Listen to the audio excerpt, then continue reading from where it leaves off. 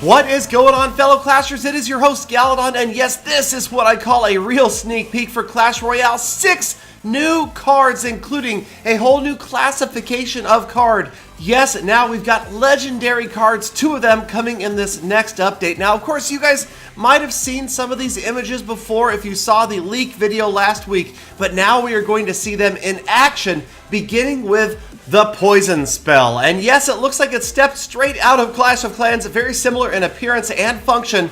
Comes with a friendly tip on there. Remember, solvent abuse can kill. Now, it does slow units and cause damage, but one key difference is the fact that the Poison Spell in Clash Royale does damage to buildings.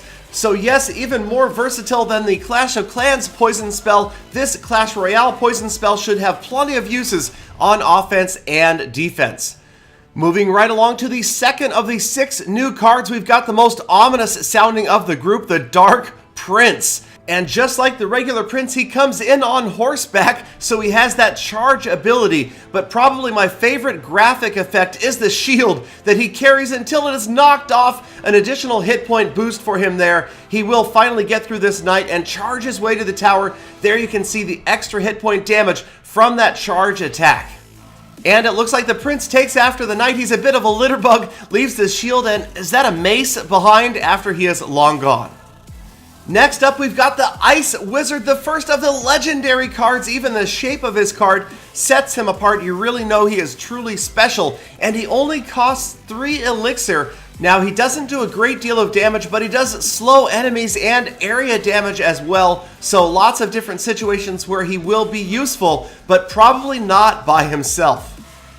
Perhaps he'll be handy with the next new card to the lineup, the Royal Giant. Now, where the regular Giant is a rare card, this Royal Giant is a common card and targets buildings much like his brother, but he does it with ranged damage. He is carrying a cannon under one arm, and that is definitely going to provide for a lot of different and new strategies. Ranged damage, specifically on buildings, that is something we haven't seen from any other card in the game.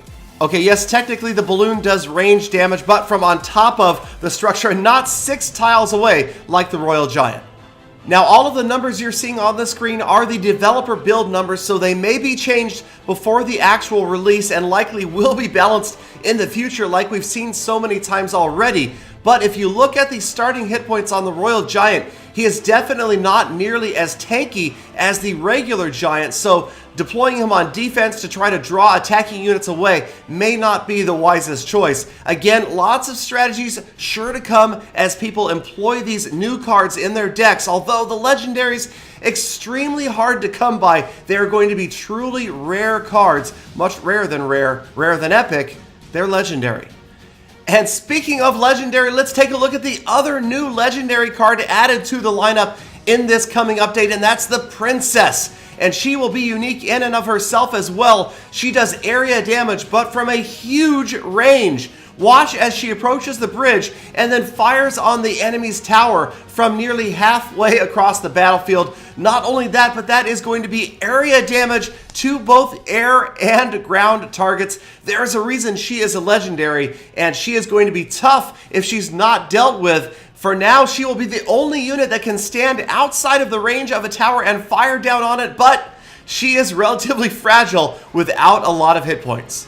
What, you want more range damage? Well, then look no further than the 3 Musketeers. Yes, there they are, costing a ridiculous 10 elixir, deploying 3 Musketeers at once, targeting both air and ground units with range damage. They are going to be absolutely devastating, but the question is, where in a battle or when can you possibly afford to drop 10 elixir at once for 1 troop deployment? In any case, I'm sure people will find a way to use them, especially in conjunction with the elixir collector or in the last minute of double elixir, but either way, it will be a risky and aggressive move to use the 3 Musketeers. So get ready, you guys. These cards will be available and in-game before you know it. And isn't Clash Royale going global in March? It's practically March already. Get ready. Before you know it, everybody's going to be playing this game. It's going to be crazy. I will have all sorts of strategy videos on these new cards and old cards, And look soon for a beginners series. I will be doing both a Let's Play series with no gems spent whatsoever, and of course, gemming to max on another account, doing high-level strategy and everything in between. As always, thank you guys so much for sticking around all the way to the end of this episode. Make sure you subscribe for the earliest possible update and sneak peek information. Follow me on Twitter to know the exact moment that Clash Royale has an update or goes global. And I hope to see all of you guys back here again tomorrow for more full attacks.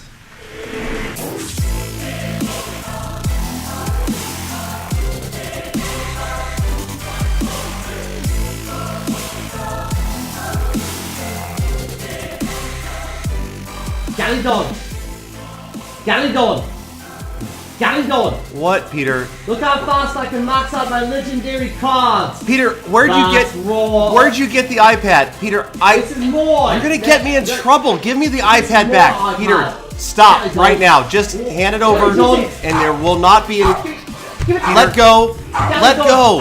That's not right!